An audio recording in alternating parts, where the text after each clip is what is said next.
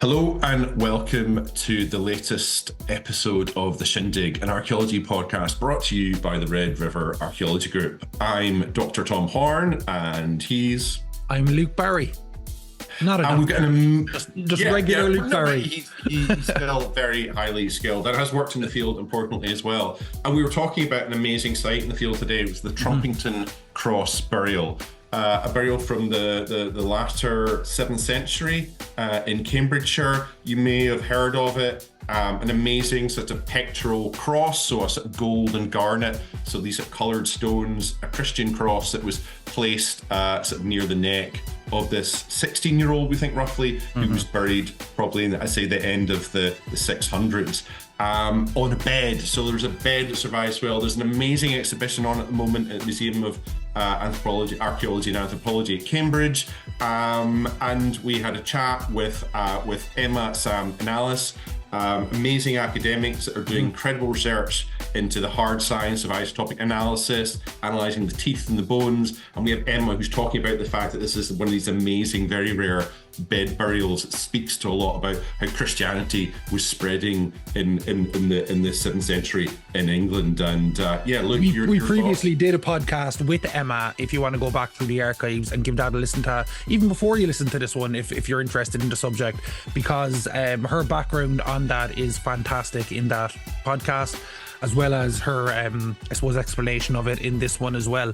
It's incredible. It's a great podcast. We just spoke before we started recording. It's one of our favorite ones that we've done so far, and hopefully it'll be one of your favorites. Enjoy.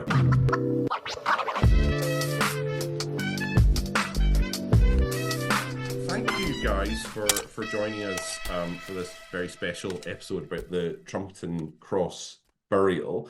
Now, of course, I've done all the reading, so I know all about it. But just imagine Luke has not read anything about the Trumpington Cross burial. I'm sure he has, but I have. Could you? It doesn't necessarily mean I understand it, but I have read it. No. Sam sent me a paper the other day, and I had to read it several times, and then I kind of read. I read the abstract about 3 times, and I understand the last sentence. I'll just go with that. So yeah, but just imagine you're explaining to the general audience, and I say maybe from your own particular research interest, what the Trumpington Cross burial is. You know, if you've got this sort of 30 seconds of elevator pitch, could you tell us? So, you know, maybe starting with Sam for this one, could you just tell us a little bit about the Trumpington Cross burial? Yeah, I mean, it's a spectacular burial that was found just outside of Cambridge. And it's a young girl, a teenager, buried on a bed. And see Emma's previous Shindig episode for all the ins and outs of what a bed burial is. But in essence, this teenager with some really impressive bling buried on a bed just outside of Cambridge, dated to the 7th century. Very exciting. All right, fantastic. And Alice, what's your sort of take on it? Yes, so for my kind of perspective, I'm actually more interested in other time periods in Cambridge. So I was doing a lot of research in later medieval Cambridge. So I'm interested in the Trumpington burial as how she kind of fits in with the kind of longer time frame in Cambridge and the sort of development and the movement of people and society in the area. So that was kind of my perspective on it. Okay, that's fine. I mean, that's the thing that we quite like. The Shindig is not just the thing we're talking about. We try and bring in other archaeology because, you know, it's a commercial archaeology firm. We do encounter all sorts of different sorts of archaeology. As you know, I've said that, and then I'm going to now move on to Emma. We've recorded about 7th century bed burials. So, Emma, can you tell us and maybe just talk a little bit about, you know, what was found in the grave as well, so people get an idea of, you know, the bling that Sam mentioned, and also the fittings, I believe, for the bed. Yeah, I mean, so my primary interest in it was as this bigger study that I did of bed burials. So we know that she was buried in a bed because surrounding the body in the grave, there were these series of metal fittings. So they're bits of rusty iron.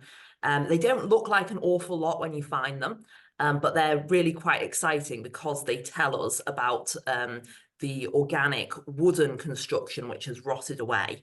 And so the metal fittings would originally have held bits of the bed together, and that's how we know that there's a bed there. But if you're not interested in the rusty iron fittings, I don't know why you wouldn't be, but if you're not, then there is also some shinier objects in the grave. And so the most impressive one that I think stands out to everyone is the cross. It's quite small, actually. It's only a couple of centimeters across, but it's really beautiful, really finely made. It's this gold cross with lots of garnets set around the edge. You can only really appreciate it when you look at it up close, just how high the quality of the workmanship is there.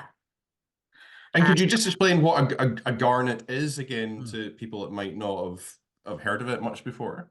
Yeah, it's a little red stone. It's a gemstone. They mostly come from India, the Far East. They're not local stones at all. So it's telling us something about the status of this person, that she's got this really finely made object with these precious materials that have been imported from far away. And this is happening, so we say 7th century, and people might not know. We're talking about, I think, the third quarter, so we're talking about 650 to 675-ish. Is that what we're thinking for the sort of date? Yeah, a little bit later than that, because we've got a radiocarbon date on the grave. Now, the radiocarbon date gives us quite a broad range.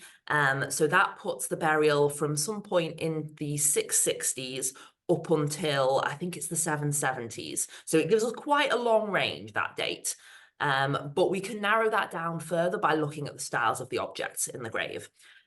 So those sorts of gold and garnet, the crosses, but also gold and garnet jewelry in general, that's a very 7th century thing.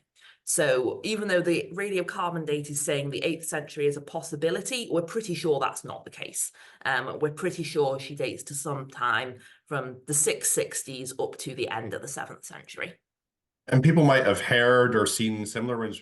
We're thinking of like Sutton Hoo, and also a similar pectoral cross, one that's held on the chest at St. Cuthbert's burial as well. Am I right in saying that? Mm-hmm. Yeah. There's not really very many of these other pectoral crosses around. St. Cuthbert's is probably one of the best known ones, but that's actually quite an unusual one because it's being found in a male grave. All of the others that we have are found in female graves or associated with women. All right. Okay. We'll definitely get on to that point. But now, Emma, while you're in the mood for talking about it more generally, I would like to then know what is, this fits in with your research. What is the sort of wider context of the Trumpington Cross burials, as we'll call it, in terms of sort of local, sort of regional, the sort of kingdom level, but also sort of more international? It's a bit of, not the word for the time, but that's, I think, where does it sit within sort of like England, and where does it sit within a sort of European context?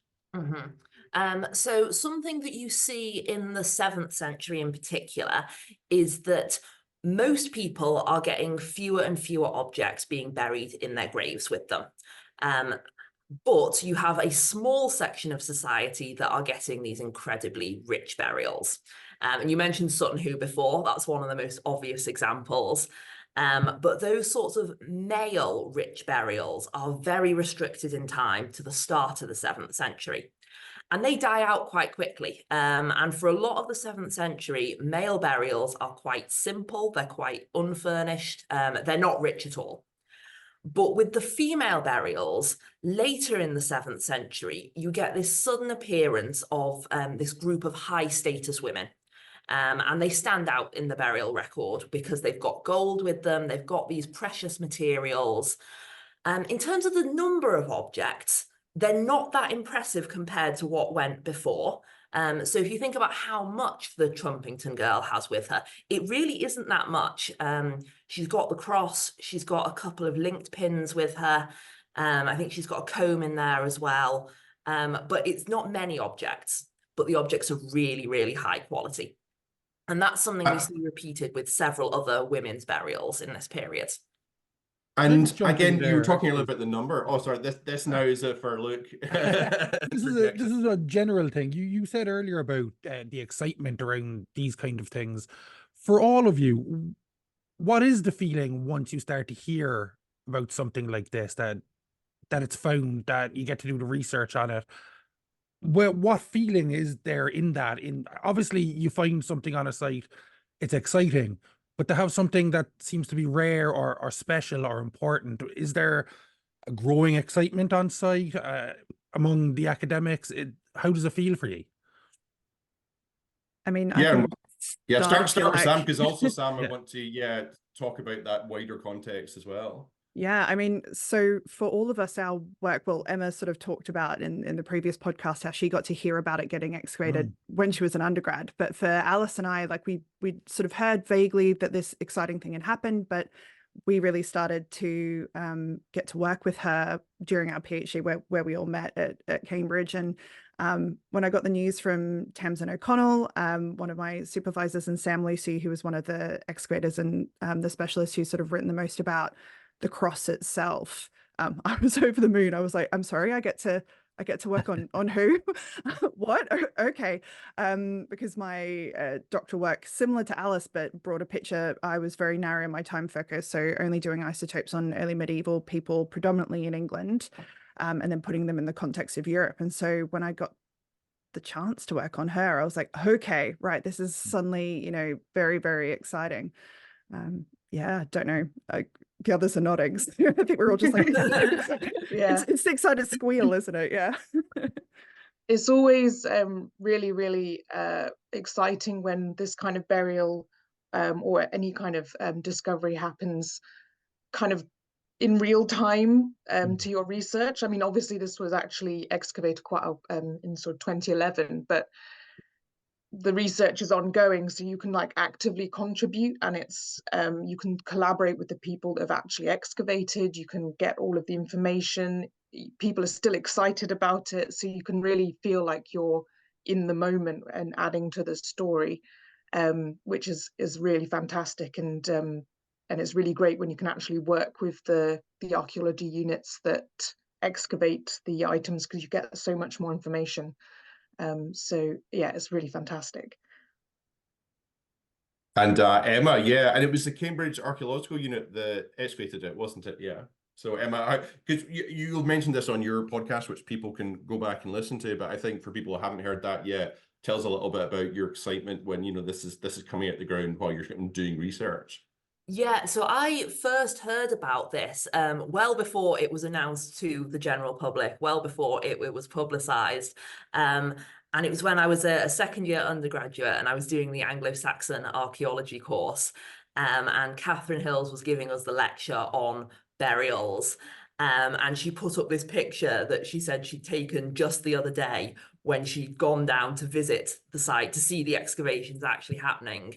And this burial was being discovered as she was there. So it was really really formative as an undergraduate, actually, to get the sense of how that research happens and that there's finds going on all the time, and our picture is constantly changing. And yeah, to get that firsthand was pretty special. And yeah, no, I think that's the thing to remember. Like, so I remember being on site, my dad telling me that I was actually digging in a completely different thing. It was a Iron Age site, and my dad and I was doing research on dirhams, these sort of silver coins are in travel through the Viking world from Central Asia, and they'd found some more in England like that. And again, you're just sort of like, you don't really. It's difficult because it's sort of too big and it kind of overwhelms you.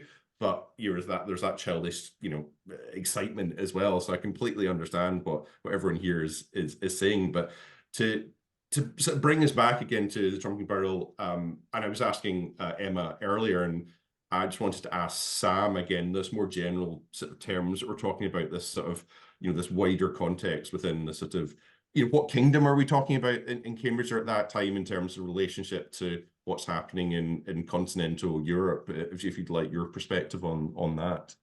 Yeah, so I mean, what's really exciting about where Trumpington is and in the Cam Valley is it's kind of this I guess liminal zone, this sort of border zone, and during this period it's sort of changing between East Anglia, so the big bulge that comes out the side of Britain, and Mercia and sort of what is now the Midlands, right? So we're kind of in this area, and John Hines and Emma and other people who do look a lot into grave goods have sort of talked about the fact that this area has this transitional nature in terms of what people have got in their graves. You know, they've got some stuff that the East Anglians have, they've got some stuff that the Mercians have got, and because the Cam dumps out into the North Sea, there's a really good you know, highway on the water there. So they've got lots of stuff from other kingdoms.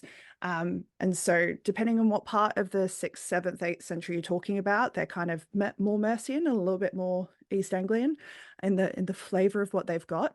But what I think is quite exciting, both in terms of the Trumpington bed burials isotopes and her grave goods, is the fact that you can see all these connections. So you've got the Christian element, you know, there's the cross, the garnets, which Emma's said, you know, have had to have traveled a long way. Where they got, you know, turned into this beautiful piece of jewelry is something up for debate. You know, was it made in England? Where did they chip off the little bits and turn them into that?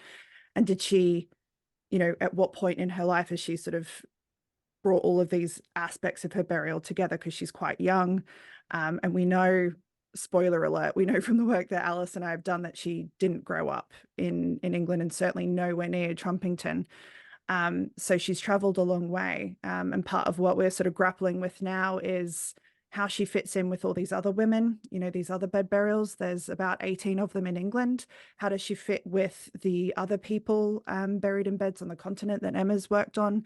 And other high status women of the 7th century. So like Emma said, there's this emerging group of women in the 7th century, this small cluster in Cambridgeshire that are on this, you know, boundary zone between these two kingdoms, but also some that are found in Kent, some others that I've worked on in Oxfordshire. And are they all similar? You know, is this a special group of women who've come from the same place? Could they be related?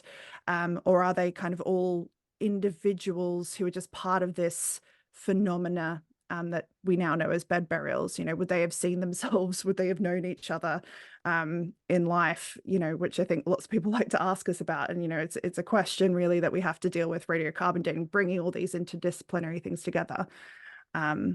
So yeah, it's a complicated picture, but it's an exciting one. And she's kind of the linchpin that got us all to start to unravel this picture.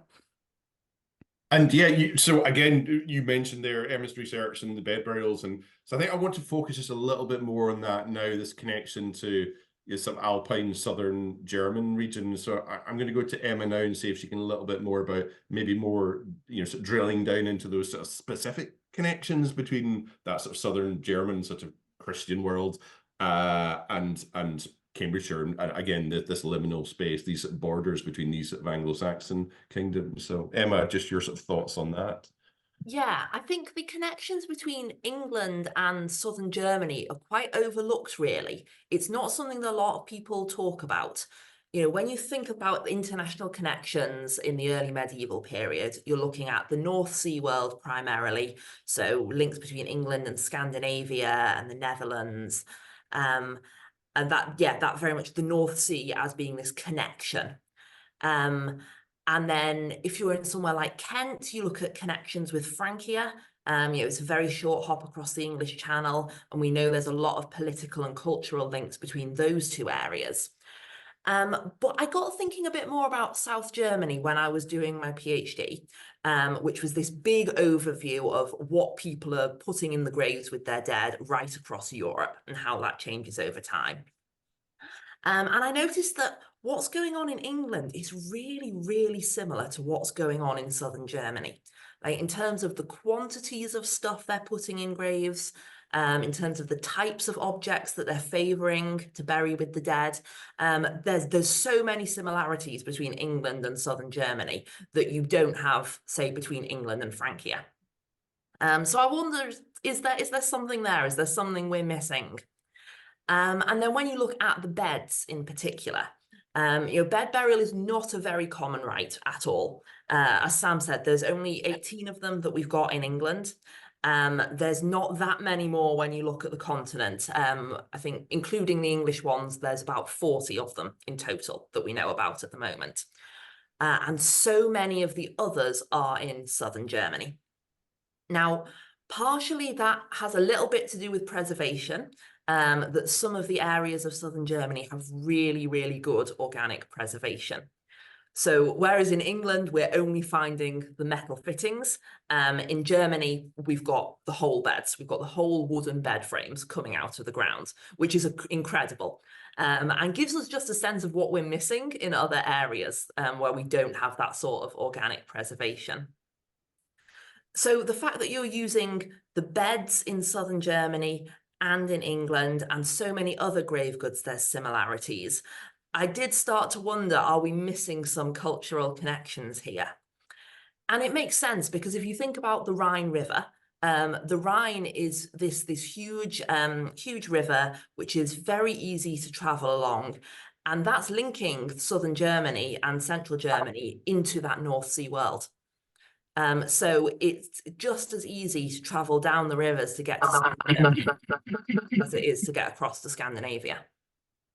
Could you tell us a little bit more about this sort of amazing gold and garnet Trumpington Cross? In the YouTube version now, it will be appearing. You'll probably see it in the preview just of the podcast if you're just listening to the audio version as well. But it is really worth checking out because it's quite spectacular.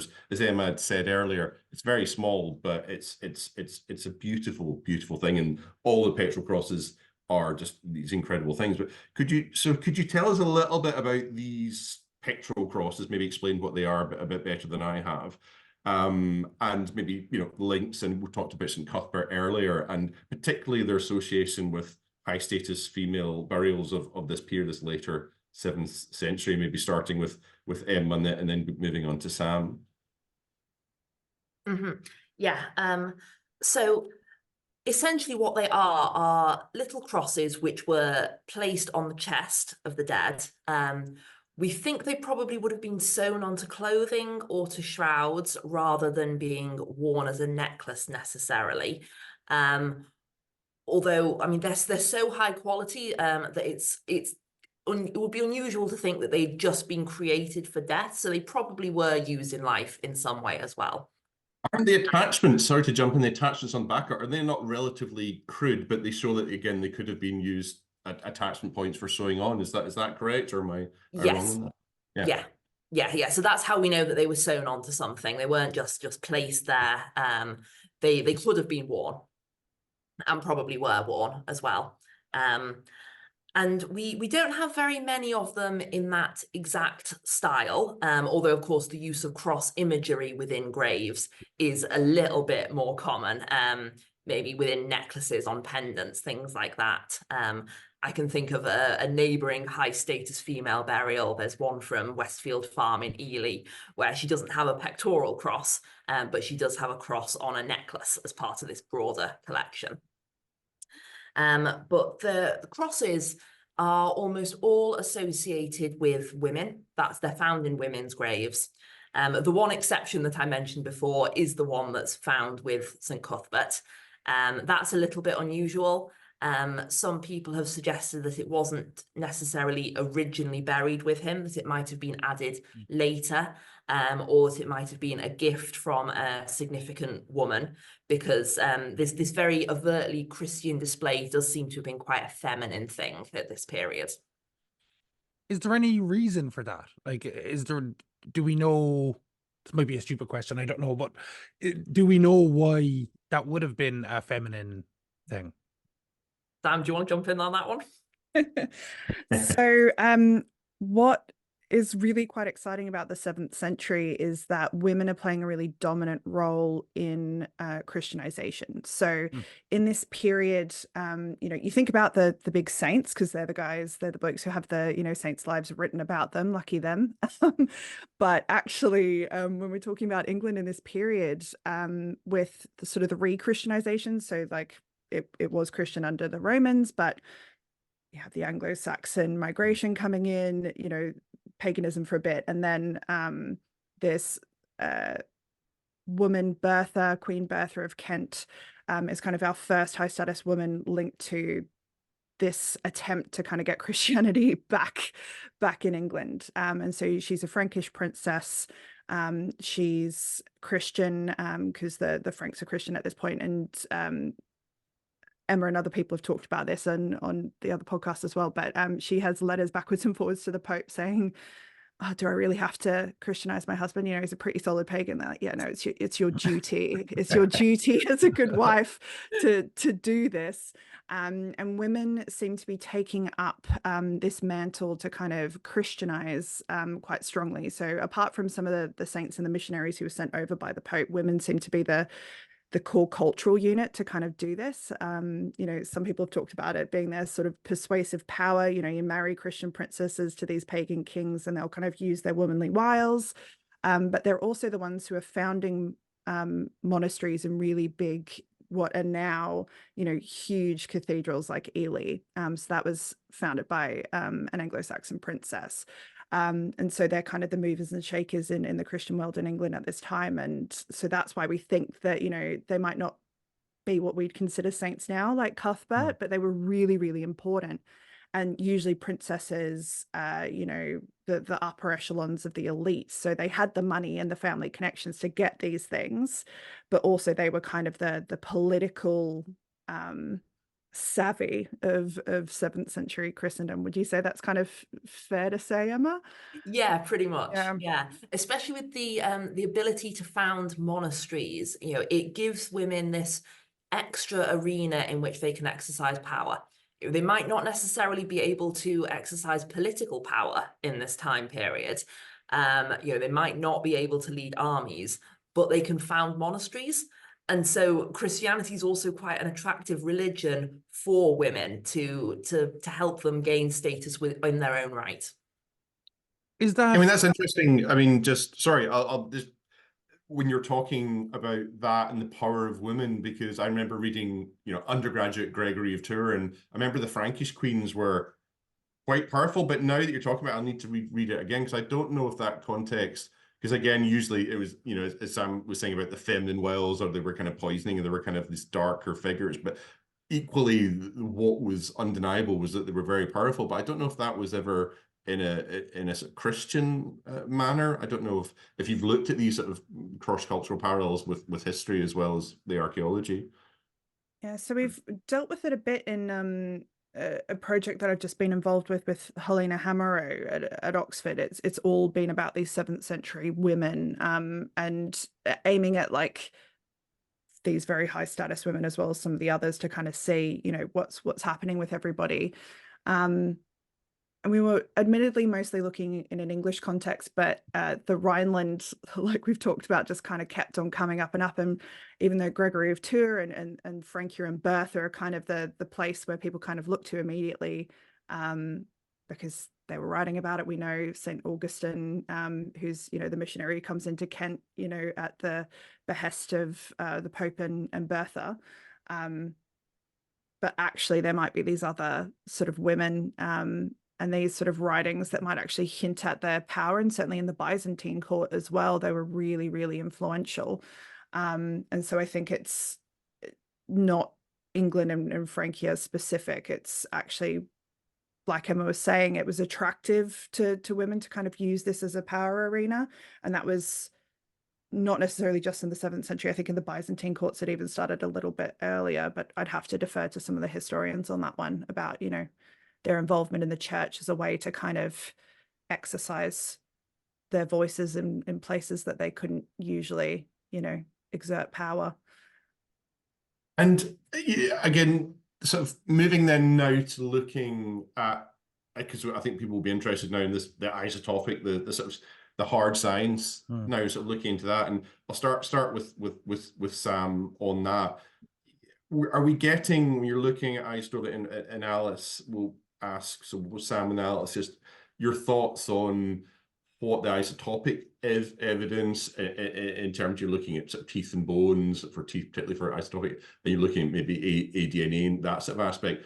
What is that telling us then, beginning to tell us in Trumpington and other burials about these links and, you know, in the sort of 7th century, you know, so maybe a little introduction of what the hard science does, what it can do, and equally what it can't tell us. It's not a magic wand. But yeah, so starting with Sam and moving to Alice, just tell us maybe more of that technical side in relation to these links between continental, so, you know, probably high status women and the south of England, or England in general. Yeah, so I'll sort of talk about the links that we're finding, and then I'll throw it over to Alice to kind of explain how we then get this, if that's all okay with everyone. Essentially, what the isotope science, which is from the teeth from these individuals, is telling us that there are these long distance connections. So that is really quite clear. 3 of the bed burials that we've looked at from Cambridgeshire, so Trumpington, and 2 from Edix Hill, they've all got quite similar signatures in their teeth, and that suggests to us that it is very unlikely. I think the last round of stats that we did looks at less than 50% probability, probably actually even lower for a couple of them, closer to less than 20% probability of coming from Britain at all, let alone from the South Cambridgeshire area. And where they look more likely to have come from is colder areas off chalk, you know, that sort of eastern part of Britain's very chalky. And so where that initially led me to think was the North Sea, like Emma said, we go, oh, yep, the Cam, and you can get up a boat there. And where am I looking at up there for other women and other isotopic signatures that look similar? And then actually with chatting to Emma, we were then going, oh, actually, no, that looks like it's more alpine, closer to southern Germany and that area, because archaeologically it makes sense and isotopically it matches up. So kind of talking about what it can and can't tell us, it goes, okay, it's colder, it's wrong type of geology for where they're buried. Okay, I've got a couple of options on maps here. But we need that context to kind of narrow it down. And I think, like you say, you know, when we get ancient DNA, we start layering these things up, you can add really interesting things together and create sort of an osteobiography, but also a whole biography of a person, bringing all these elements together. But I'll then hand over to Alice to actually sort of explain how that all works and what we do in a lab. Yeah, thank you. So, yeah, isotope analysis now is pretty common in archaeology. It gets applied to all sorts of different sites and samples, and it very much works on a very broad principle of you are what you eat. So all of the food and the liquids that you consume have a chemical composition, and that can vary based on environment or different physiological processes. And that chemical composition becomes incorporated into your own tissues that are forming at the time of when you're eating that or drinking that liquid. So we can rely on this sort of chemical signature is preserved in the tissues, in archaeological bones and teeth and other tissues. And we can rely on this to answer questions largely about diet and mobility in the past. So quite common ones you probably heard of, we look at carbon and nitrogen isotopes to think about largely diet.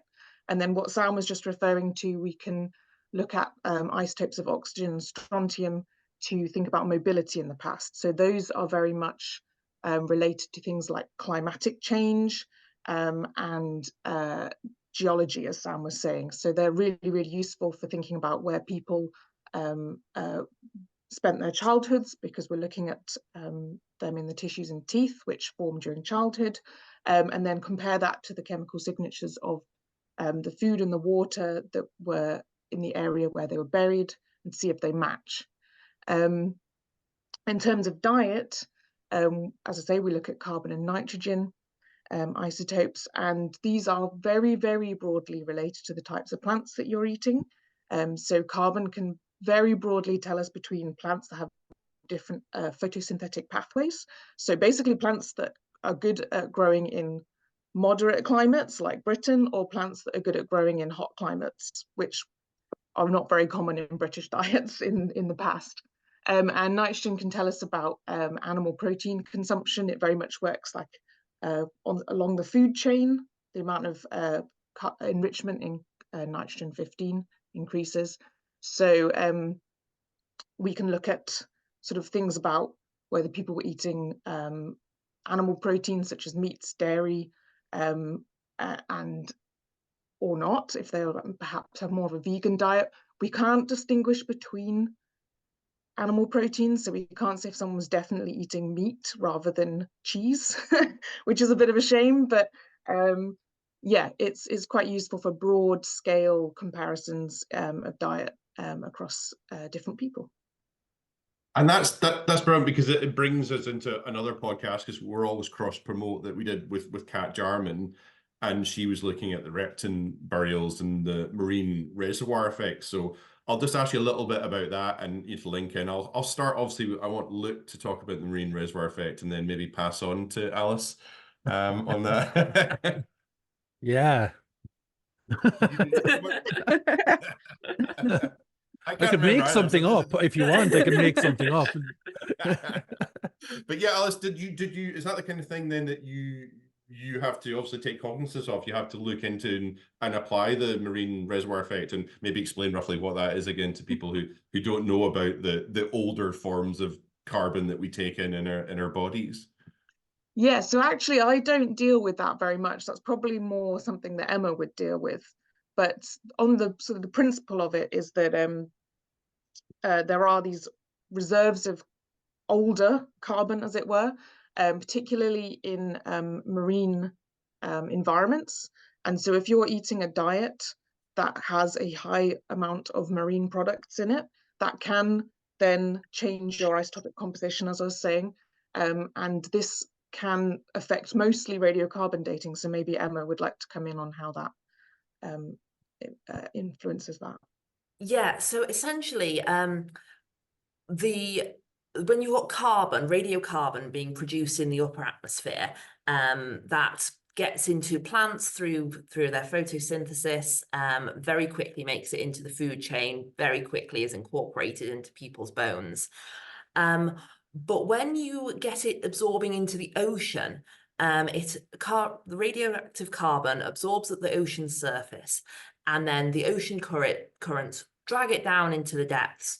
And this radioactive carbon is circulating in the oceans for quite a long time before it gets into the food chain. And so that can be up to 400 years. And that's the sort of difference you can be looking at there. Which means that if you are someone who is eating a lot of fish, then that can affect your radiocarbon dates, because you've got all of this older carbon being incorporated into your diets.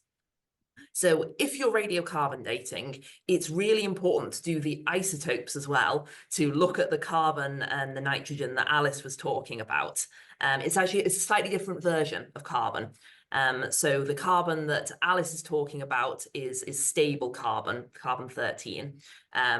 The carbon that you use for radiocarbon dating is carbon 14, which is radioactive and decays. So you'll look at the carbon 13 and the nitrogen, and that can tell you how much fish roughly someone is eating. And from there, you can then use that figure to try and recalculate the radiocarbon dates to take account of that. That's fantastic. And we're going to clip that, because I actually understood the difference. I mean, Kat explained it very well, but there were some areas that was like, because we didn't go into depth in the podcast about how then you differentiate the different types of carbon. So that's really great, and it will help. Really, it helps me. So I mean, that's important. But I mean, what I'm going to do is just do a terrible sort of gear change and say, well, fish is important in Christianity, as we were talking about fish in marine reservoirs. Could we now then talk about Christianity in terms of that spread and that movement that we're talking about? We've alluded to it earlier. I think we'll start with Emma and then move to Sam on this, and the importance of spreading Christianity, and maybe what they're trying to do with the St. Augustines of this world, and what's trying to happen in this sort of wider picture of Christianity being used as a sort of almost a political sort of tool in that period.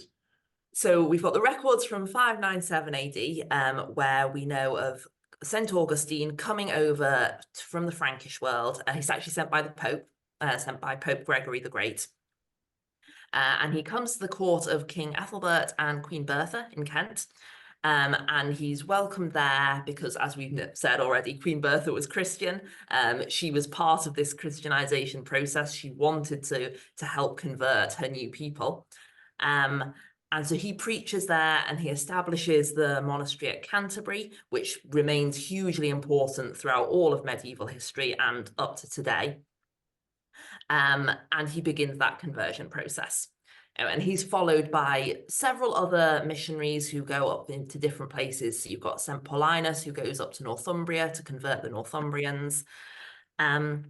But this is quite a limited record. It's just telling us about the missionaries. It's telling us about the royal courts that they converted.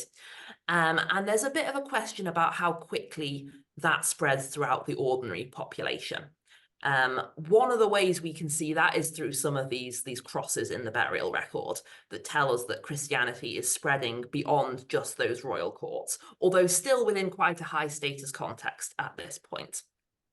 And that's something that, I mean, again, go back to Gregory of Tours, what you often find is it spreads quite quickly in the elites, but then you get all these, they could be Irish, sort of English, sort of, they become saints because they get martyred quite often. They're wandering off and they're trying to get, paganism comes from essentially villagers who are either slow or create this sort of syncretic, they take elements of Christianity, as we know the Scandinavians are doing later in the Viking Age. You sort of pick and choose because that's what you're used to in the sort of pagan world. So maybe that's something for another podcast, is to look at because we all talk about the elites, but it's interesting in finding what's happening with the actual, because that only goes so far. If you don't get the bulk of population, you get that tipping point, as you got with Islam in Spain, for example. There's a tipping point, and then it very quickly speeds up. So that's we'll stick a pin in that. Look, make a note. That's another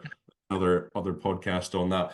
But again, now just to bring it back to the Trumpington Cross burial, and again, sort of bed burials.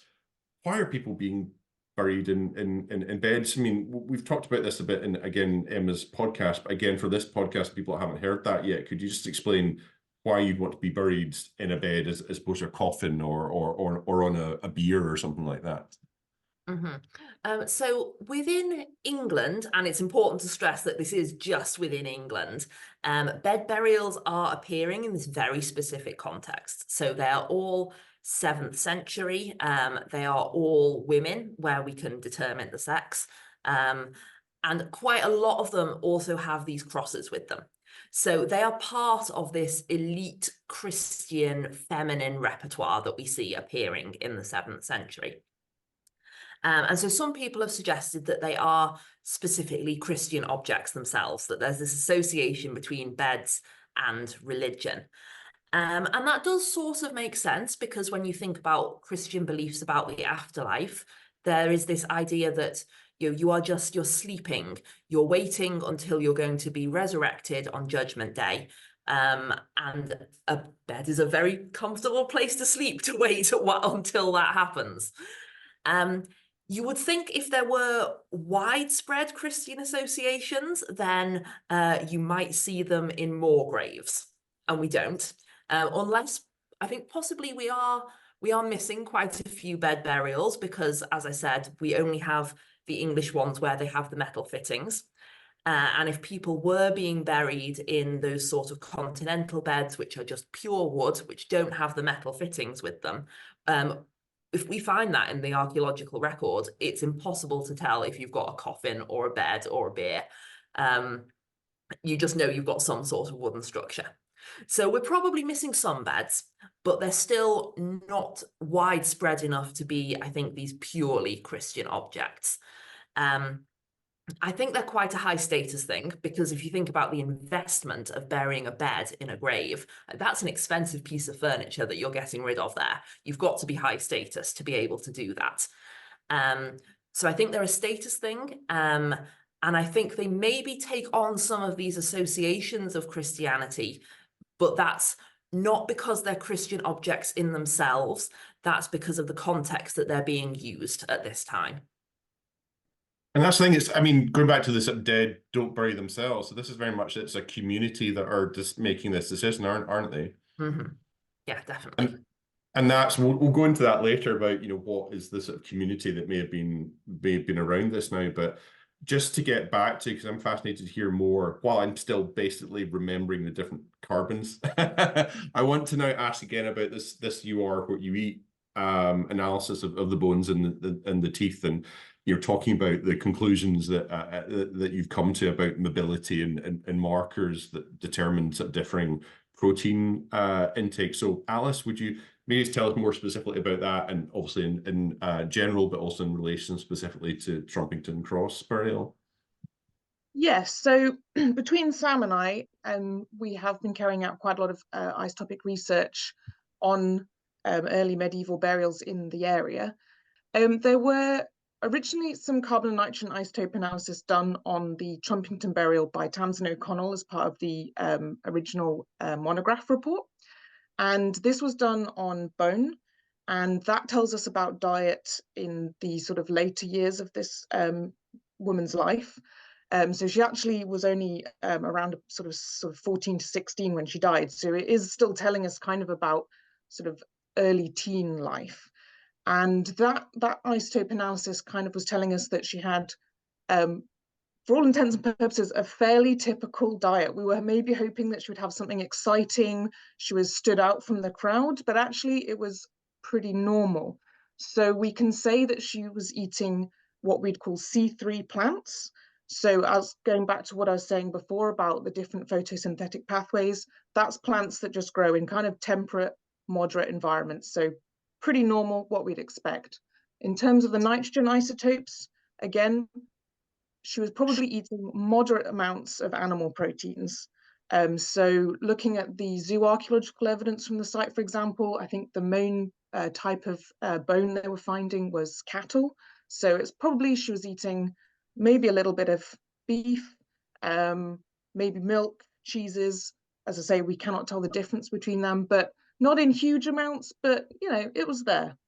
What was not in her diet, which is really interesting, was evidence for any kind of regular consumption of marine or maybe even freshwater fish. And that is really key as we're going back to those points about Christianization and things. She just wasn't, there wasn't this evidence of huge amounts of marine protein consumption.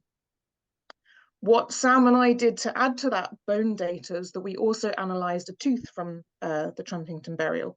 And that tells us about the period of time when that tooth was developing, so a little bit earlier in her life. So then we can compare her childhood diet to her adult diet. And again, what was interesting there is actually her nitrogen isotope values from her tooth were a little bit higher than her bone. So that tells us that earlier in her life, she was probably eating a little bit more or more regular amounts of animal proteins. So something changed from her childhood to her adulthood, or late teens, I guess. So that's really interesting and kind of maybe supports the sort of oxygen and strontium analysis that Sam was doing in terms of something changing in her life. Maybe she was, along with migration, her diet also changed as she kind of moved, or at least where she was getting her food from was from a different environment with a different isotopic composition. So again, what Sam was saying about layering all these different types of evidence, we can start building up this really interesting picture. And I think actually most striking was that she doesn't stand out from other burials in the area. She's quite normal compared to other burials at Trumpington. And we've looked at other bed burials, for example, at Edicts Hill. And again, the isotope, the carbon and nitrogen isotope values for those bed burials, very normal and fit very much within the other individuals buried there.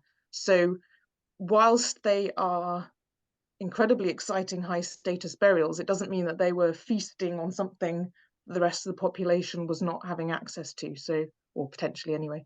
So yeah, really interesting. And yeah, Sam, yes, your take on that.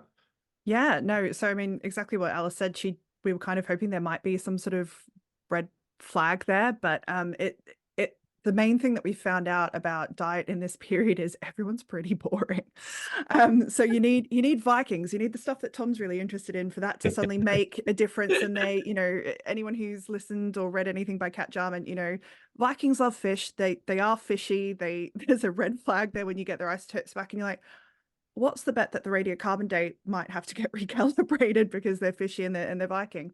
And most people are eating very low, some even vegan type diets, or what would be equivalent to veganism today. So almost no animal protein, to moderate protein. That's most people, regardless of your status in this period. So some work that I've done as well is kind of shown that regardless of if you're male, female, how old you are, what status, how much bling you've got in your grave, it doesn't particularly matter. No one's eating a ton of meat. That seems to be seasonal. This is in a time before supermarkets and being able to refrigerate your meat, so again, kind of what Alice was saying about dairy versus meat, we can't kind of distinguish, but you're eating those things seasonally. It's not a huge glut of stuff. There might be cracking great big feasts like we know about from epic poems like Beowulf, but those are so few and far between for very special occasions. The elites aren't coming out like some sort of carnivore, which is kind of what initially we all thought might be the case. But when you actually think about how regularly you can put one of those shindigs on,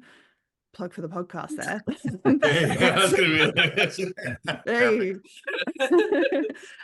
That's going to be really, really rare. So even for somebody as really high status and special as the Trumpington bed burial, she wasn't able to pull on those resources more than anyone else per se. At least not that we can tell from isotopes, because like Alice said, it's a very broad brush stroke sort of thing, but she's not looking like a carnivore. So that tells us it's not tons of meat all the time. Okay, and Emma, from your perspective then, does that make sense in terms of the sort of context of what you maybe expect from this young woman's life? Yeah. I mean, I'm very much not an isotope person. I rely on Sam and Alice to do all of the isotope work for me. The hard work, Emma? Is that the difficult? The different work, let's say that.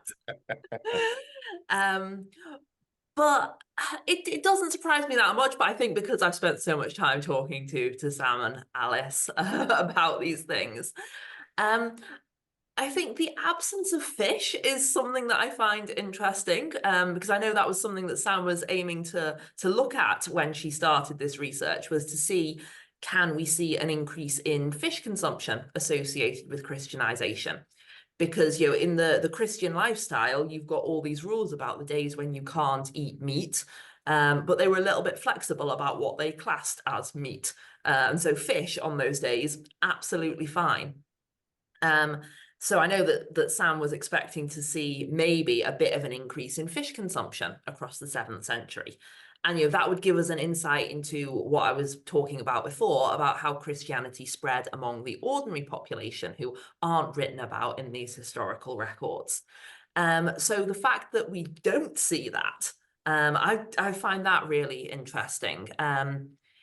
I mean, maybe it tells us that Christianity wasn't that widespread, but actually what I think it tells us is that the ways in which the Christian rules are being interpreted at this period are very flexible.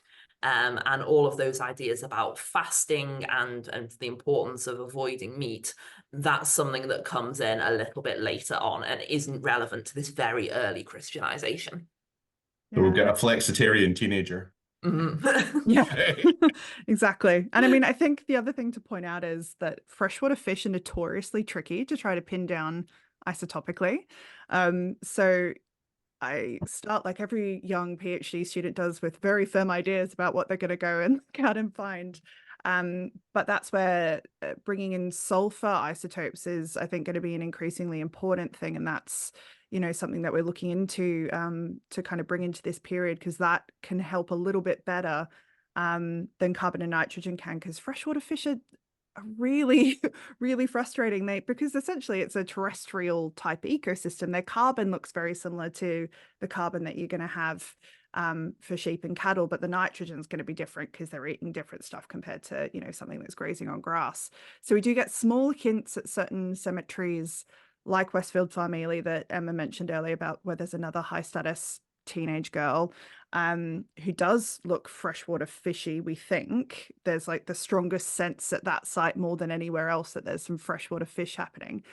But what became apparent with this is that it's where you're eating that dictates that, rather than your Christian status. So Ely means island of the eels, and back, it's now on the river, but very much not too boggy underfoot, depending on what day you go. But it was an island back in the 7th century, and that's part of the reason why they slapped a big monastery on there. And so they were probably just exploiting local resources, whereas this teenager growing up potentially, or her early years being in southern Germany, probably just eating, what you can farm around you. And likewise for that period that she was possibly living, or very briefly, we think, in and around Trumpington. Likewise, it's, yes, you've got the river, but probably that farmland's more important to what you're able to eat consistently. Whereas up in the fens, in the boggy marshy environments, you're going to be exploiting those freshwater resources. And I think what you were just saying there, just I think continuing the same vein, what is the future of this really exciting research in terms of the hard science, in terms of the contextual archaeology? Maybe you'd all like to sort of bring in, again, you're talking about the sulfur stuff there, maybe a little bit more about that to begin with, Sam, and then Alice and Emma, and just tell us about, what's the future of, you are what you eat, what's the future of bed burials, what are you guys working on at the moment? So Sam, just a little bit more about what you were saying there. Yeah, so we're looking at bringing sulfur in. So you do it on collagen, the same sort of extractions that we did to get the carbon and nitrogen. So that's great. There's no further destruction needed from our work so far to bring that in. We're adding new types of isotopes, new chemical elements and their isotopes into this toolkit all the time. So I'm sure probably, when we talk about this in a couple of years, we'll be like, oh, actually, we want to add this thing. We want to add this element and this element. Because it's just geologists and ecologists are doing the hard work for us to kind of work out what these things can actually tell us about the environment. And then archaeologists are great magpies, right? Where we go, oh, actually, that sounds great. I'll take that. So sulfur is one of those ones that's becoming more and more regularly used because it's so handy with the freshwater fish sort of side of things, as well as an extra thing for mobility, because it's really good at telling sea spray effect from coastal zones. So if you've grown up or lived somewhere coastally and then you move inland, that tends to show up quite nicely. And there's other things that we're adding all the time to the tooth enamel that I know Alice has been grappling with some of that as well. So, and of course there's aDNA and all the shiny toolkit that we can apply here. But I'll throw over to Alice because she can talk a bit more about all of that as well. Yeah, so another tool that we're trying to use is called incremental dentine isotope analysis. So what we're talking about before, when I was talking about bone or tooth, and when we're analyzing those, we're looking at a big average signal over the formation of that tissue. So in bone, this could be 20 years maybe of average of your diet. In your tooth, it's the periods that your tooth is growing. So for some teeth, that can be over 10 years of your life, for example. So a technique that Julia Beaumont and others have developed is slicing the dentine of the tooth up into tiny little, like 1 millimeter slices. And because the tooth develops incrementally from crown to root, if you slice the tooth up and then analyze each slice, you get like this really amazing fine detail about childhood diet, basically. So we can then do carbon and nitrogen isotopes and sulfur as well on those increments, and think about childhood diet in terms of years, of months, rather than this broad average. So we're increasingly using that in archaeology. We have done this on one of the Edicts Hill bed burials, and that's something we're working on at the moment in publication. And it just gives us so much more of an insight into childhood diet, but also any peaks and troughs that might relate to periods of nutritional stress or just periods of change. So when we're talking about the Trumpington burial, where we're like, oh, something clearly changed between her early childhood and her teenage years in terms of movement and diet, if we have these incremental dentine slices, we can start looking at this in much greater detail, and maybe we can even say, okay, it actually was at this point something happens. So that's something that's more and more commonly being applied in archaeology, and is a really exciting development. Before we move on to sort of Emma's take on this and the sort of bed burial research, just the thought there, say for example, if you broke your leg and there was new bone growth, could you in future, or do people do it now, where you could analyze that sort of bone independently because it's almost like a moment in time, or is that something that's just complete rubbish that I've it's made up on the spot? So it's what we normally do in isotope analysis is we would definitely avoid any pathological bone, because when your body's repairing itself, if you've had a big traumatic event, for a start, your body reroutes a lot of your resources to fixing whatever's wrong. So it creates a physiological disturbance, which can affect the isotope values potentially, in theory, in a way that we can't really quantify. So you might get a signal and you're like, I don't know if that is actually related to diet or if that's a sort of stress response in the body. So on a routine basis, when we're sampling bone, we would definitely avoid pathological bone. In terms of the pathological bone itself, it's very new, and its composition is not the same as normal bone until it's like fully healed. So it's not really giving you the signal that we would be able to compare to other tissues in the body in terms of diet. Also, any paleopathologists out there would absolutely hate it if I were just there, just drilling away and destructively sampling the most interesting part for them. So we definitely, it would be interesting, but we definitely try and avoid sampling those areas, to be honest. Look, can we just edit out? Thank you very much, Alice. The bit where I asked a stupid question. But that's really fascinating. Thank you very much. My friend's actually an orthopedic surgeon, so it's seeing him. Obviously now it's all based on screwing in large lumps of metal and things like that. So I suppose in the centuries to come, they're going to have to deal with that sort of pathology as well. But moving on from that, I find that absolutely fascinating. Emma, I also find fascinating bed burials. I'm not going to say digging a hole here like a good Emma, could you tell us about what you're working on at the moment and the sort of future and sort of exciting developments that are kind of happening in the bed burial and funerary archaeology, maybe more generally? Yeah, so I mean, in terms of the bed burial stuff, because like all of us, I have way too many projects on the go at the same time. But the bed burial stuff, I'm working with a colleague at Stockholm University, who's Astrid Noterman, and she is an archaeothanatologist, which essentially means that she looks at the ways in which bodies decay in order to tell us more about how they were originally buried. So this is another case of me hanging on to the specialists and offering my cultural perspective on the very clever analysis that they do. But so she looks at things like the anatomical position of the bones in the burial and how they all relate to each other and how they've moved around, which tells us about how they were originally buried. And we're interested in this because in two of the English burials that we're aware of, so there's one at Coddenham and there's one at Collingbourne, so these are the bed burials. It looks like the bed has been dismantled. The position of the fittings tells us that the bed can't have been like an actual bed with the body laid on it. It looks like it's been taken apart and the bits of the bed have been put around the body, which is a really odd thing to do.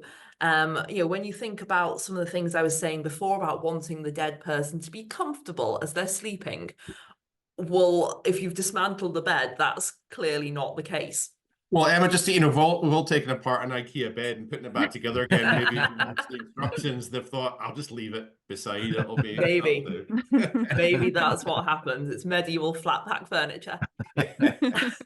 But what Astrid can do with her technique is that she can look at the burials and look at the positions of the bones and tell us if the body was buried lying on a bed that's then collapsed, or if it was placed on the floor of the grave. So in some of these other beds, we can start to get more of a picture of, are they actually buried in the bed? Are they, or has the bed been just laid out around them? And then she can start to take that a little bit further and look at graves where we've got no evidence for beds at all and say, well, has this body been buried on something which has then decayed and the body's collapsed, like a mattress, for example? So there's a few of the Scandinavian graves that I've looked at, which I classed as bed burials, but the only evidence for the bed there is these remains of a mattress. So a couple where you've got really good preservation, where you've got layers of leather and feathers next to them.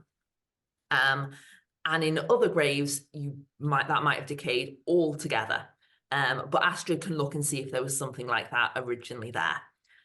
So she's heading up a project in Stockholm looking at those sorts of things, which I'm adding bits to as necessary. That sounds like magic. Literally. It is. So yeah, incredible.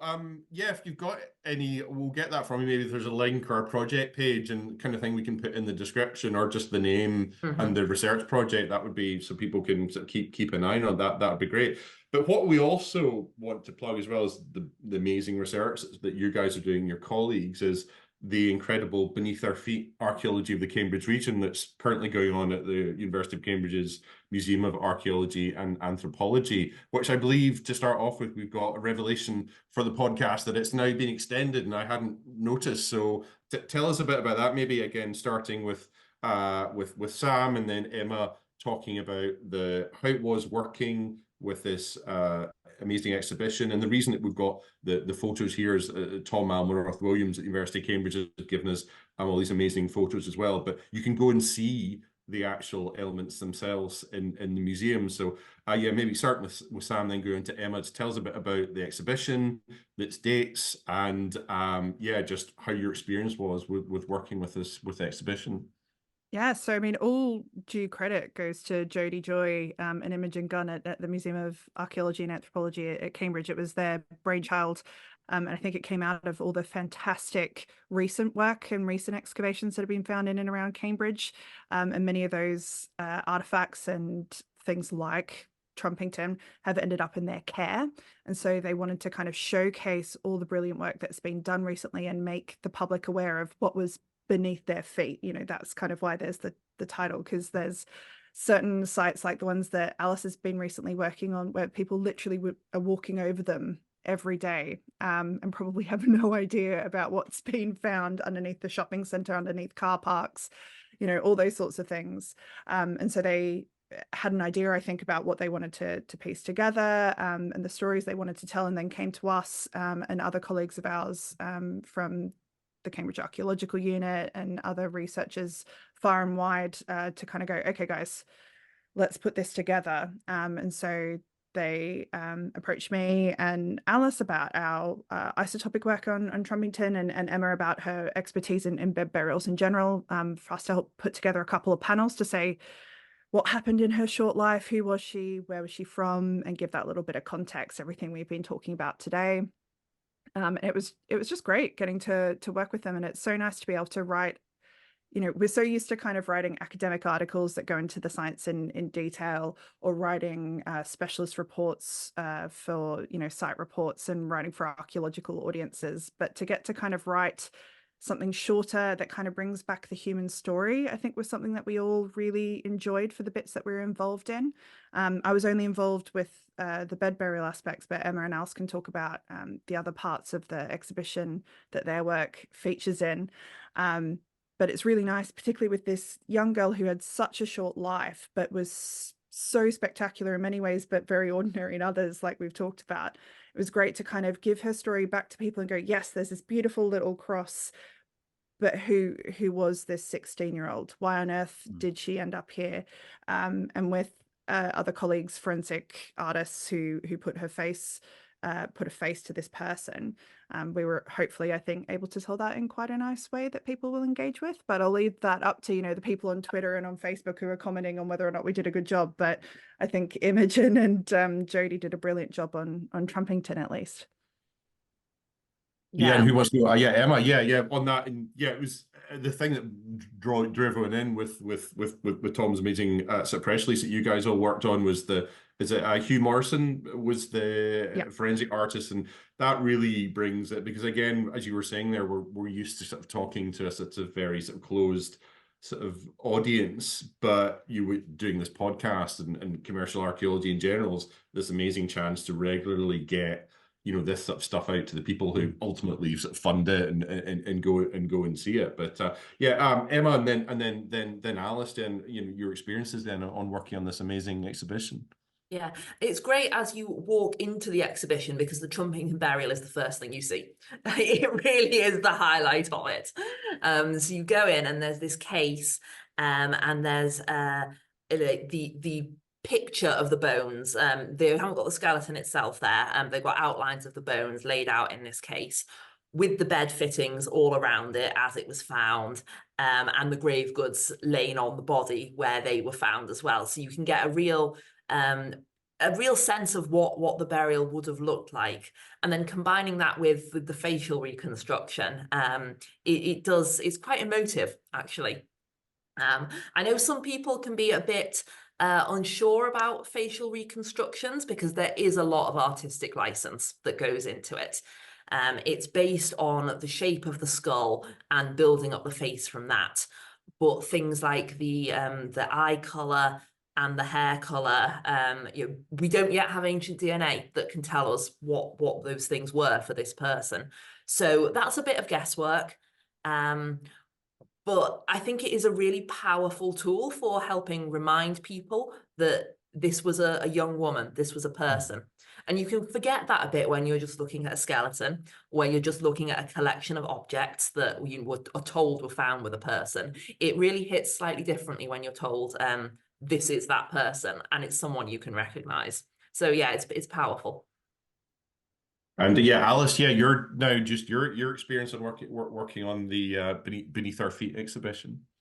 Yeah, I think it's really fantastic. And I know the Trumpington burial already was really displayed really beautifully in the MAA before the exhibition. So it's amazing that she's had such recognition and such a prominent location in the museum.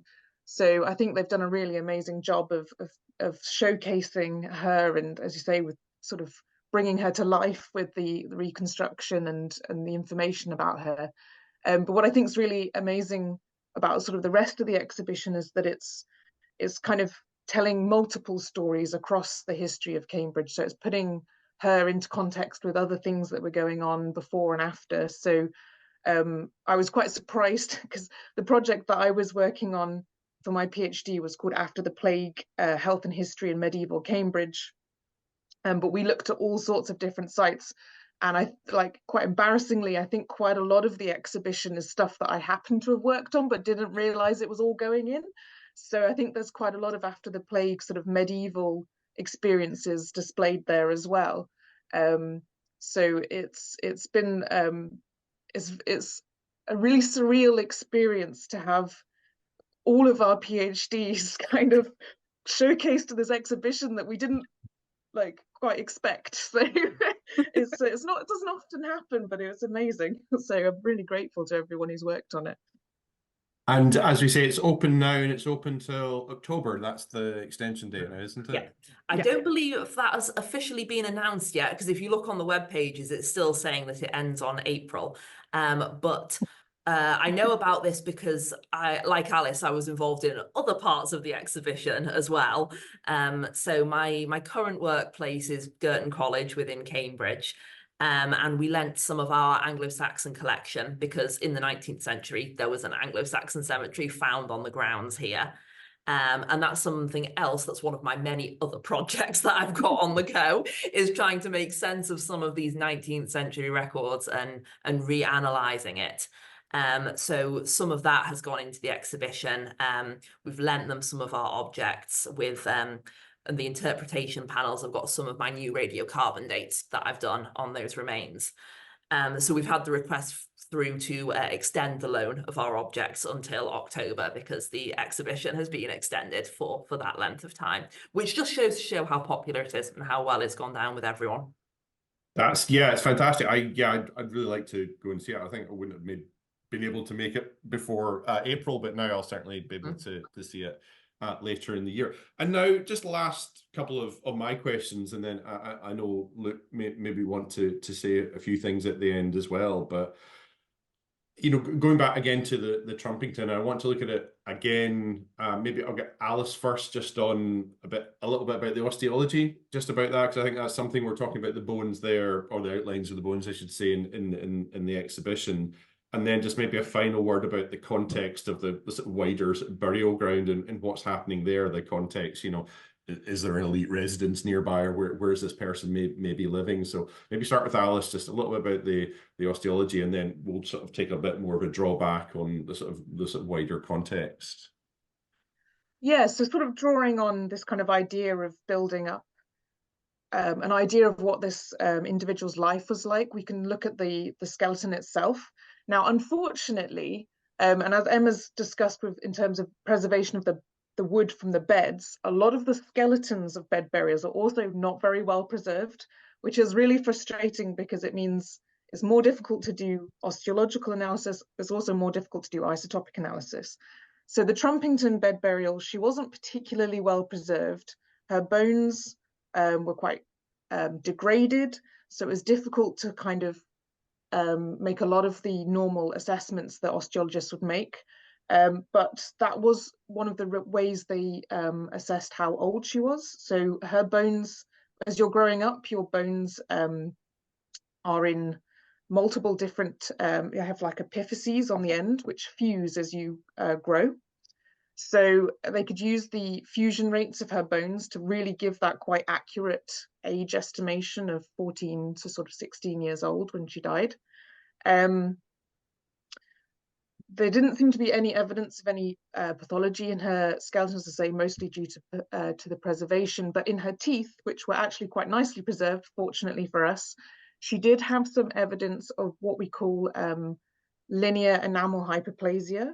So these are little lines or pits sometimes that you can see in the teeth that are evidence of some kind of disruption to growth whilst the tooth was growing. Now, these can be very non-specific. There are lots and lots of different reasons why you might have a little bit of disruption in the growth of your enamel, but it can be to do with maybe nutritional stress or environmental stress, or something that just, again, as I was saying earlier about rerouting your body's resources, it's something that means your body went, hang on a minute, let's stop making enamel for a minute because there's something much more important going on, and then we'll resume that later. So we can say that maybe during her childhood, she had a few periods of some kind of event that caused her to sort of stop developing for a little while. But that is the only evidence we have on her skeleton of any kind of pathology. We don't have any evidence of why she might have died so young. Of course, we were discussing this previously with Emma, like something must have happened to have died in her teenage years, but that hasn't left any trace on the skeleton. So it's definitely, we can't really say what was her cause of death. But in terms of the wider context of pathology, we did look into whether there was kind of a connecting reason why these people may have been buried in beds. Was there some kind of other reason, like we kind of connect, is it diet, is it this, is it that? And there doesn't really seem to be any kind of osteological connection.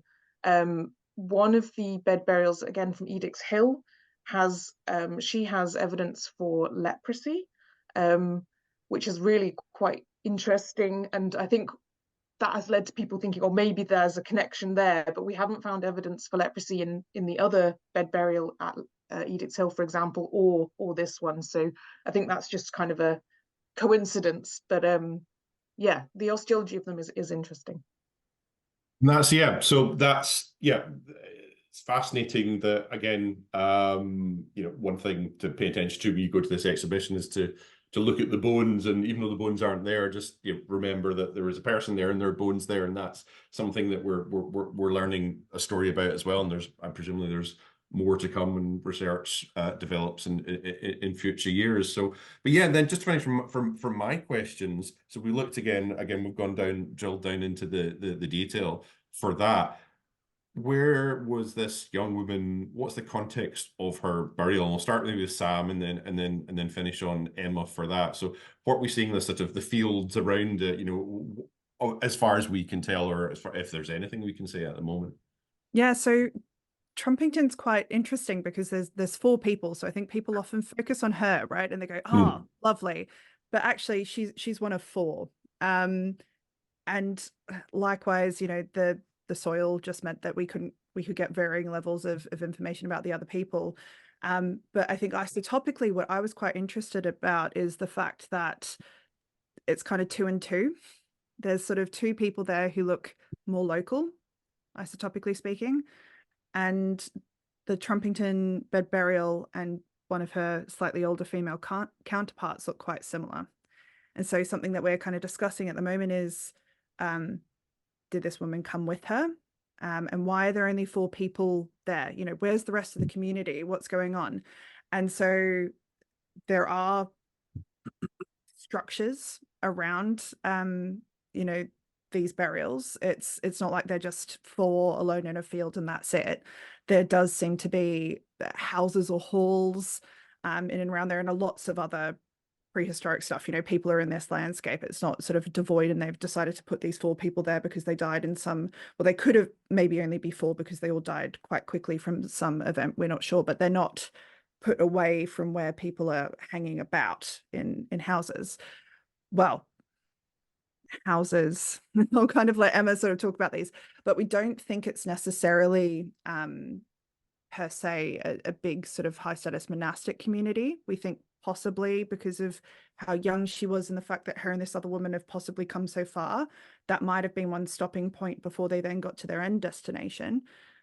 But people were certainly in and around there in Trumpington, and maybe that was her final destination. We don't know. And what's interesting with then comparing them to other burials at Edix Hill, at other cemeteries around there, they're not the only ones with those type of isotopic signatures. So there's lots of people coming from, we think, this area close to the Alps throughout the 7th century. So these 2 women aren't super special in that regard either. So even though it is great that she's so spectacular in her funerary archaeology, and it just so happens that she has come from so far afield, and this seems to be linked to Christianity, Christianization, women, all this sort of stuff, not the only one in the area, let alone in all of England at this time period doing this.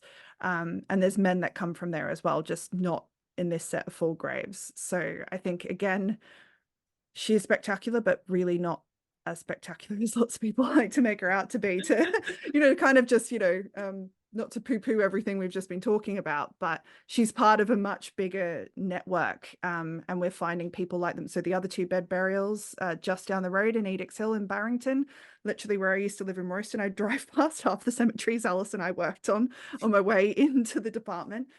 There's just a whole bunch of them in all these cemeteries sort of along the River Cam that have these similar isotopes. So people are coming to live in these villages, and these 4 people in Trumpington are just a small part of that. But maybe Emma can say a bit more about who was maybe hanging out in the immediate bit around where these 4 people are plonked in. Yeah, it's quite unusual actually to find the burials so close to a settlement. Usually the Anglo-Saxons put their dead well away from where they're living. They keep the 2 very, very separate. And we know a lot more about cemeteries than we do about settlements. So in Trumpington, to have the 2 of them together is great. It tells us a lot, but it is unusual. I think from the settlement side of it at Trumpington, we don't have really much evidence for elite behaviour within the settlement. You know, the buildings are relatively small, but that's not that unusual for this period. It really isn't until you get into the sort of 8th, 9th centuries that you see status being expressed through architecture. In the 6th and 7th centuries, people are expressing their status through what they do with the dead. So the fact that we don't have the elite residence to go along with these elite looking burials, that isn't that unusual. And that certainly doesn't say that, you know, she couldn't have been living there because there's no elite residence. Like, she could have been living there. Or, as Sam said, this could have been a stopping off point on the way to somewhere else. So I think when we're thinking about Christianity and monasticism, the big monastery in the area is the one that we've mentioned already, that was founded at Ely by St. Etheldreda. And there's suggestions that that Westfield Farm Cemetery that I talked about before, that maybe that was associated with the monastery, because again, you've got those high status Christian women in that site. So, you know, maybe our Trumpington girl was on her way there when she died before reaching her final destination. But unfortunately, those are speculations. These aren't details we can really prove one way or another. Well, I think That's fantastic. Thank you for all of you. I think my questions have all been answered now, but Luke may want to say something now about his impressions of this. I have two questions that I'd like to ask about it. The first one is, imagine you're in a situation where you have like a Ouija board or a medium or something, and you can ask this girl one question. What question do you ask her that it's kind of been keeping you up at night that you need to know about? Anybody? Yeah, I'll start. Emma, Sam, and Alice in that order, and we'll but don't worry if you can't. Oh, no, that is a great question. It's the limiting it to one question. That's the thing. That's where it's hard. Yeah. You all get one each, so I suppose there's. Yeah. Okay. Well, I think I'm going to take one of the less obvious ones then that I think is a bit more relevant to some of the things that I look at. And I'm going to ask her what it was like growing up in southern Germany and how culturally that differs to what she found when she got to England. That's an interesting one. She'd be very bed-based. She'd probably like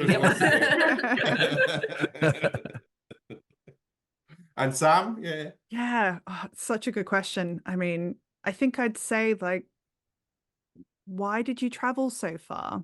You know, and I guess if I could kind of make it a double thing, I'd be like, did you travel so far? You know, or what has your journey been? You know, kind of phrase it like that. So maybe she might kind of do that thing that all archaeologists want, which is like, were we right? Did we get it right? So yeah, you know, did you have a long journey to get here? I don't want to leave it as an open-ended question. Exactly. Exactly. Just let the spirits do their thing and type out a very long message on the board. Yeah. That would be a long Ouija board, all right. Exactly. With references on it underneath. She's like, exactly. And Alice, do your thoughts? Such a difficult question. I think I'd go and ask her just so to help out Sam's research project and be like, do you just not like fish? Like, what's going on? Like, is someone not telling you you're supposed to be eating this fish, or is it just really hard to get hold of because you're quite far from the sea? I don't know. But yeah, that again, ground truthing some of our research would be quite gratifying. There's some good questions. I like them. So the other one, I guess, is more general one towards ye. Again, it's a let's imagine question. Let's imagine it's 400, 500 years from now, and morbidly, your bodies are found. What would you like to have been buried with that you think will tell your story? That if somebody found that buried with you, they'd be able to piece together your life a little bit. You're not allowed to say troll. No, I'm joking. You can't. I was definitely going to say troll. Well, that does tell the story, I think. Yeah, I think like a lot of archaeologists, the answer is something a bit weird to confuse future archaeologists. I haven't worked out what that's going to be yet, but I kind of want to mess with my counterparts down the line. That's a great answer. You want to prank the future archaeologists, basically. I like it. 100%. I mean, literally, my parents, who get kind of creeped out by the fact that I essentially put dead people in acid, they know that that's what I've said since I was quite young. I was like, I really want to just mess with future archaeologists. But I think if I end up buried in the UK, I'm going to be enough of an isotopic puzzle for everybody, being originally Australian. They're going to be like, she's really warm. And like, depending on how frequently I've gone back, like what Alice has said, it's quite funny. We often do to with students, we get them to do their own hair, because you can do this on your own hair to kind of test it out. And when I first moved over from Australia, Tamsin was just like, you're going to be weird. And I was like, rude. But she's not wrong, because the native grasses in Australia are C4. And I hadn't fully thought about that, because I was like, I get my stuff from the supermarket. It's all like C3. She's like, no, the animals and plants are like local. So I'm just going to be enough of a confusion for everybody anyway. But yeah, something else weird in there, like Emma said. And Alice? I don't know. I think something that really excites archaeologists is when we have named burials, because then you can link a burial to potentially their life, especially when you get sort of post-medieval burials. So maybe I'd have like a plaque with my name on it or something. But I also wonder, because I have loads of piercings, whether they would all survive in the grave, and then someone would be like, "Oh, is this ritual? Like, why was she wearing all this jewelry?" I don't know. Maybe she was high status. Definitely not. I think it is interesting to think of what future archaeologists will piece together and how correct they'll be. I guess with media the way it is now, it might be easier, I assume, to feed, because everything is stored and kept now pretty much online somewhere, so it'll be boring for them. The internet survives and well, that's a good access point. all of that information. That's a very good point. This could turn into another dark age. Yeah. Well, I mean, you have to rely on paper records. Think about teenagers now rediscovering the cassette because of Taylor Swift. It's just horrifying, really. So, who knows? Yeah, that's not even that long ago. So that's exactly. You're like, that how is is all of... technology becomes obsolete so quickly. To be fair, what you want to do is get some marble. I'm going to have a res guest eye. I mean, it'll be pretty dull, pretty short, but I want someone to chisel something onto marble and then bury it. And that's that. I want to be remembered by something that I know has a chance of surviving, I think, if you're asking me. I think if you could be buried clutching a bone from a completely different era, it would be a very strange one to find, just holding onto it. Get like a mammoth tusk. Exactly, something like that. Sticking out. Like, what? On that note, that's all my questions. I just want to say thank you to Alice, Sam, and Emma for giving up so much time, because we've been on for about 90 minutes now. But I think that speaks very much to the fact that it was fascinating and we wanted to know more. And sometimes you get to a stage where, we'll skip a couple of questions. But with this one, I felt we were getting so much, and you guys had done such amazing prep on it that it just felt so natural just to continue talking. So thank you from myself, and I'm sure Luke will say thanks independently as well. But thank you from the Red River Archaeology Group and the Shindig Archaeology Podcast. Thank you so much, and we've had a great time. So Luke. Thanks very much, guys. That's Tom said it all. Really, it was amazing. I love getting to sit in on these conversations and hear incredibly intelligent people speak passionately about things, and you definitely did that on this one. It's great. Cool. So thank you very much, guys, and hopefully we'll speak to you again soon. Yeah, thanks so much for having us.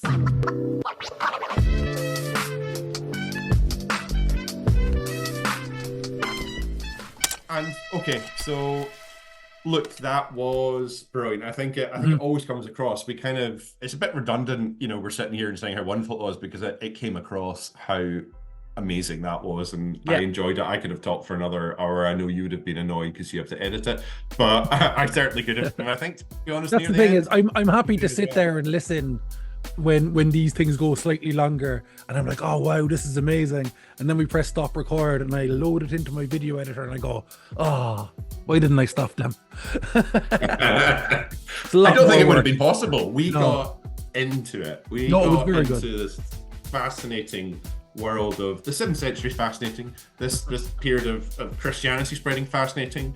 I found that very interesting. The re-Christianization of it and the female involvement is something that kind of piqued my interest massively, because I was kind of thinking at the time, I'm not sure there's a lot of other examples, correct me if I'm wrong, but a lot of other examples where women are at the forefront of Christianity at all. Yeah, no, I mean, we talked about the Frankish queens and Queen Bertha in Kent. I believe we have to do a podcast on her, by the way. That's just stick a pin in that one. And that's the work I've done as well. And you get these double monasteries or abbeys, whatever, and there's a sort of male and female side of these things as well. But as we were saying in the podcast, or Sam, I think was referring to me as well, that the saints' lives are of the men. It's of the St. Cuthbert, and he's buried with one of these pectoral crosses. But our teenage girl in Cambridgeshire wasn't. But her story would have been equally, if not more, fascinating than Cuthbert's, but she doesn't get a nice story written about her. Yeah. But Cuthbert does. So amazing. Yeah, it's incredible. But these bones, the thing is, the bones and the burials begin to tell that story as well, and so that's the joy of archaeology, and whether it's commercial research archaeology, it's telling the stories. And that's the thing about that exhibition, Beneath Their Feet, and they explained it very well in the podcast, that these things that you just walk over and pass every day, and it's what's happening.